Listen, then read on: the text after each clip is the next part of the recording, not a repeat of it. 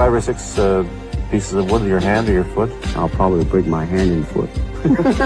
He would do the 1-inch punch, which is a technique from Chinese Kung Fu that he really honed and mastered. It was something that really wowed people when he did it. And he was doing this at the 1964 Long Beach Karate Internationals. And he was spotted by Jay Sebring, who was a hairstylist to the stars. And Jay had a client, a producer by the name of William Dozier, who was looking to cast an Asian man for a TV show. Test X2, take 2. At this moment in time, my father was not interested in acting. He was really focused on his martial arts. But he went down and did a screen test. There was the finger jab. There was the punch. To potentially be able to do some martial arts on TV was intriguing and exciting to him, and also a way to help support his growing family. I understand you just had a baby boy. Yeah. And you lost him to sleep over it, have you? 3 nights. One of my That favorite screen test came the Green Hornet.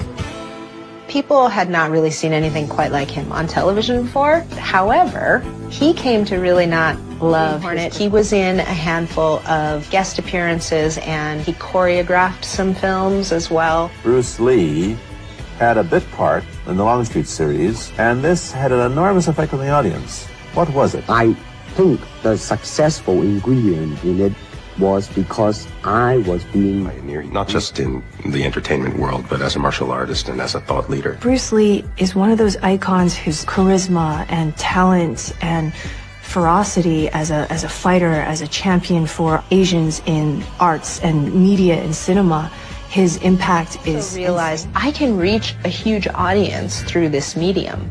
I really am interested in sharing my martial arts and my philosophy and my culture. What better way to do it than through the medium of television? And he had a host of private students, people like James Coburn and Steve McQueen and Ted Ashley, who was the head of Warner Brothers. He had a lot of friends in the industry, and it was James Coburn at the time who said, you know, maybe you should go back to Hong Kong and sort of come back in through the back door like Clint Eastwood did with the spaghetti westerns. And so he decided to take a trip home to Hong Kong. And it was then that he discovered the Green Hornet was known as the Kato Show. He was seen as hometown guy who made it in Hollywood. And so Raymond Chow was starting a new studio called Golden Harvest. And he said, I'll give you a 2-picture deal, and then, well, let's see what happens. I went back to Hong Kong 71.